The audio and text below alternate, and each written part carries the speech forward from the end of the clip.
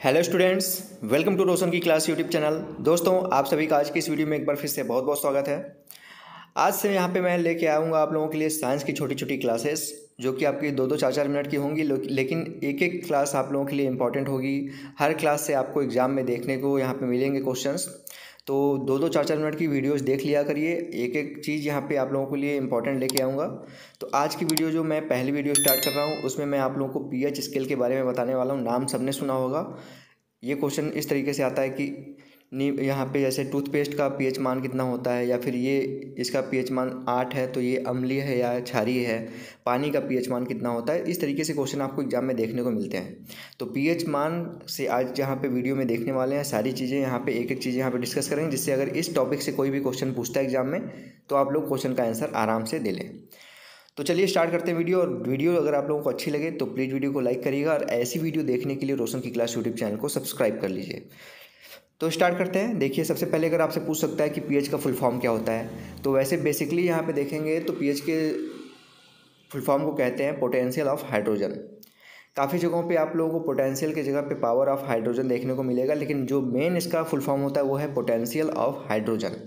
ठीक है। अगर यहाँ पे पूछा जाए कि पीएच मान, जो पीएच स्केल होता है, उसका यहाँ पे आविष्कार किसने किया, तो यहाँ पे एक वैज्ञानिक थे सोरेनसन। इन्होंने 1919 में पीएच स्केल का आविष्कार किया था। और उसके बाद अगर बात करें पीएच मान का प्रयोग सब हम करके हम पता कर सकते हैं कि किसी भी विलयन का या फिर किसी भी पदार्थ का जो कि उसमें कितने हाइड्रोजन है, हाइड्रोजन आयन उपस्थित है, उसी से पता चलता है कि वो अम्लीय प्रकृति का है या क्षारीय प्रकृति का है या फिर उदासीन प्रकृति का है। ठीक है।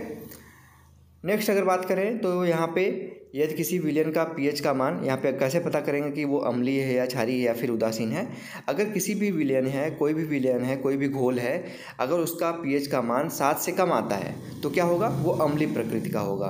अगर विलयन का पीएच मान 7 है, अगर करेक्ट 7 आ रहा है, तो क्या होगा, वो उदासीन प्रकृति का होगा, यानी कि न्यूट्रल होगा, ना तो अम्लीय होगा ना तो क्षारीय होगा। और अगर किसी भी विलयन का पीएच मान 7 से अधिक आ रहा है, जैसे 8 हो गया, 7.5 हो गया, 9 हो गया, 10 हो गया, 11 हो गया, तो क्या होगा, क्षारीय प्रकृति का होगा। ठीक है। यानी कि 7 से कम एसिडिक, 7 न्यूट्रल, और 7 से अधिक आपका बेसिक प्रकृति का होगा।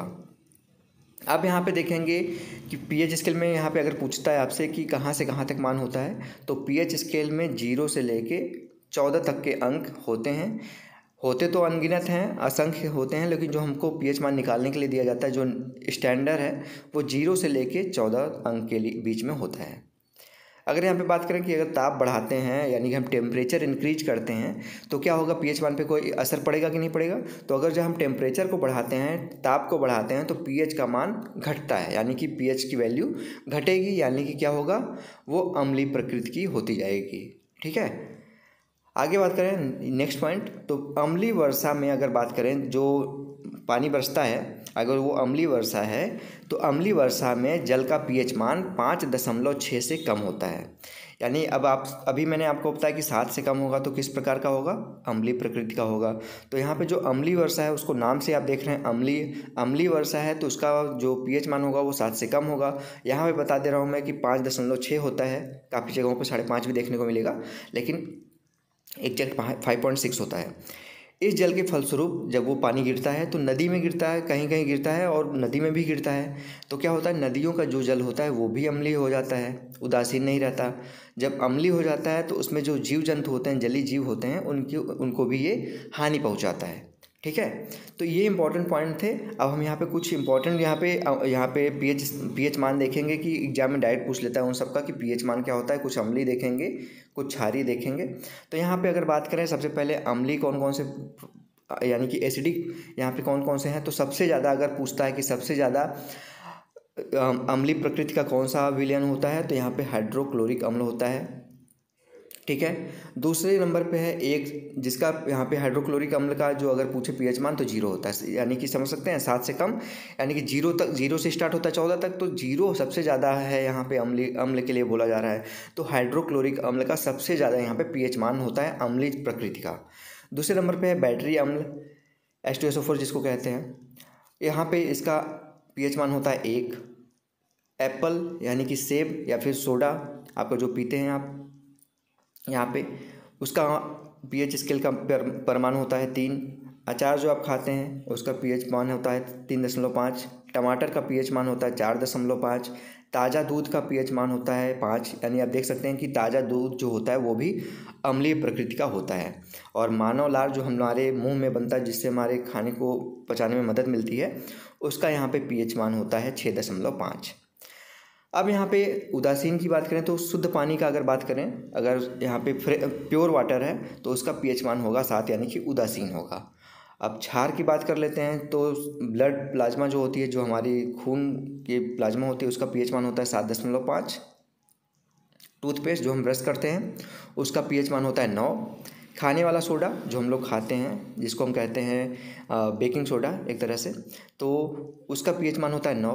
अमोनिया का pH मान होता है 11। काफ़ी खतरनाक यहाँ पे पदार्थ है ये अमोनिया, जहरीला है।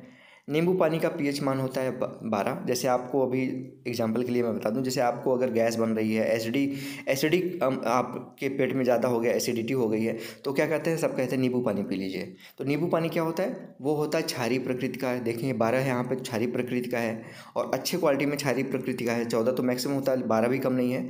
तो क्या होता है, वो अम्ल से मिलके उसको न्यूट्रल करने लगता है, इसलिए बोलते हैं कि नींबू पानी पी लीजिए। कास्टिक सोडा है, कास्टिक सोडा का सबसे ज़्यादा होता है यहाँ पे क्षारीय प्रकृति का दर्शाता है। कास्टिक सोडा 14 यहाँ पे pH मान होता है। तो दोस्तों बताइएगा आप लोगों को कैसी वीडियो लगी। ये PDF अगर आप लोगों को चाहिए तो रोशन की क्लास टेलीग्राम चैनल से बिल्कुल फ्री में मिल जाएगा। अगर वीडियो अच्छी लगी तो प्लीज़ वीडियो को लाइक करिएगा, और ऐसी वीडियो देखने के लिए रोशन की क्लास यूट्यूब चैनल को सब्सक्राइब कर लीजिए, साथ ही साथ बेल आइकन जरूर दबा के रखिए। तो स्टूडेंट्स मिलते हैं नेक्स्ट वीडियो में, तब तक के लिए आप सभी का बहुत बहुत धन्यवाद। जय हिंद, वंदे मातरम।